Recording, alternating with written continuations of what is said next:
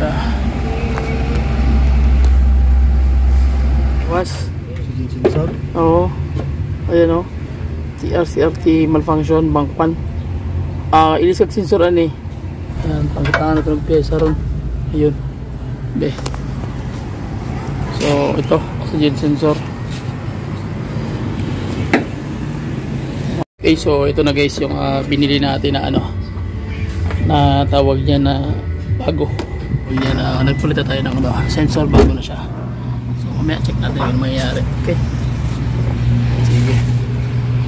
So, check natin guys. Tira natin.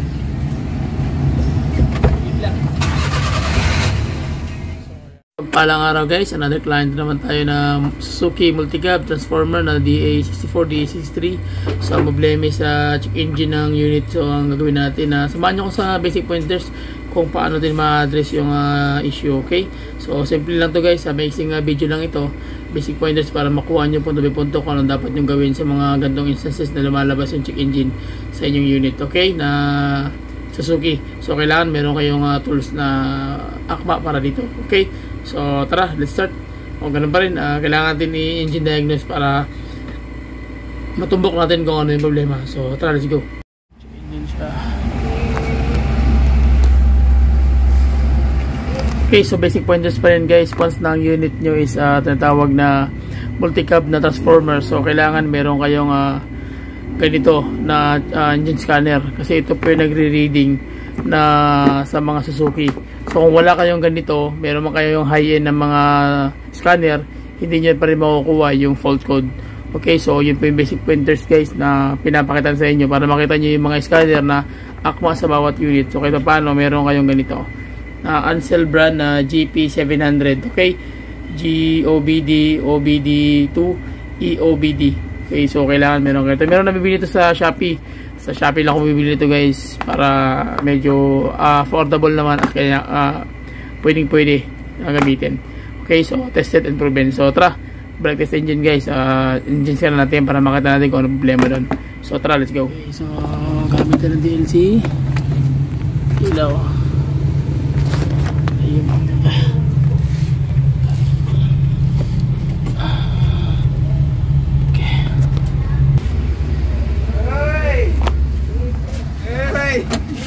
Bawal. Bawal, ha? Okay. Okay, basic pointers pa rin guys habang naglo-loading tayo at nag-iintay tayo ng kanyang reading. So, meron lang akong sabihin sa inyo na importante. Okay, so sa paggawa sa gagamit kayo ng tawag niya ng engine scan guys, dapat meron kayong idea o theory man lang o kahit kunting research about sa mga pinipindot-pindot nyo. Kasi minsan pag nagpipindot-pindot kayo, imbes na papunta kayo sa right side, ang mangyayari mapupunta kayo sa kaliwa, kasi parang computer lang ito guys, tawag niya parang nagsi-cellphone. So kailangan alam mo yung mga features ng scanner mo, kasi kung hindi mo alam yung features ng scanner mo, baka maligaw ka at hindi mo natuloy ma-locate, at tapos mangyayari magkaloko-loko na yung pindot mo. So imbes nga mag-check engine na mag-i-erase ka, so magdagdag na tuloy yung mga problema. Okay, ma-reset mo o ma-relearn mo yung iba nga hindi mo naman dapat galawin. So magugulat ka na lang, lalong masira na yung yung unit. So yun ang iingatan nyo guys. Okay, so oxygen sensor guys na P013502. So ibig sabihin bank 1 malfunction, ibig sabihin problema nito is yung oxygen sensor ng bank 1 guys. So yun ang sa part ng catalytic converter, yun po yung problema. Okay, so ang gagawin natin is tatanggalin natin at magpapalit tayo ng panibagong sensor para makita natin kung ma-address ba yung concern. So ibig sabihin guys, yung tinatawag natin ginagamit na engine scan is Ansel GP700 is tawag niyan accurate. So tara, magtatanggal na tayo guys para makita natin kung magpapalit tayo ng oxygen sensor. Okay, so back tayo and then tara, let's go. Lalo na to ang yan oxygen sensor. Yan, pagkataan na ito ng pyesa ron. Ayun. Be. So ito, oxygen sensor. So ito na guys yung binili natin na na tawag niya na bago. Yan. Okay, so ikakabit na natin to guys. Same sila. Ito yung socket nya, same lang din. Okay, let's go. Fire. Ito yung oxygen sensor ng bank 1.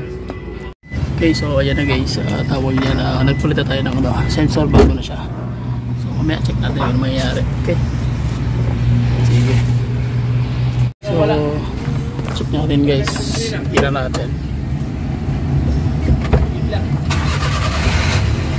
So ayan, wala na yung engine. Okay na.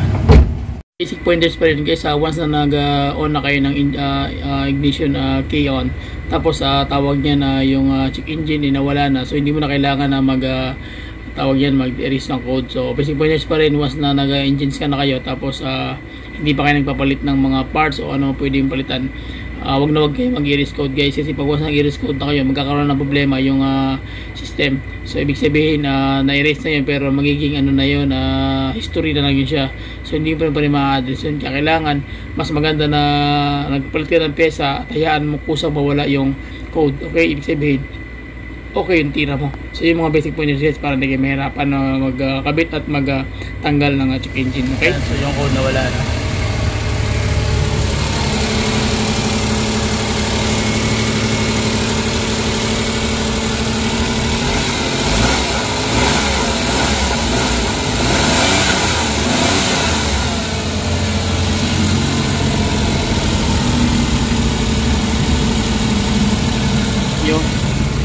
So ayan, wala na yung okay na yung tira natin. Okay,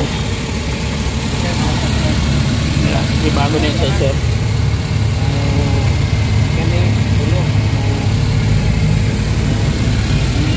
So hanggang dito na lang guys, so maraming salamat sa inyo. Please subscribe to my YouTube channel, comment lang kayo down below, and then I will make a reply anytime at katong oras. Hanggang kaya natin replyan guys, i-reply natin. Okay, so please share my video.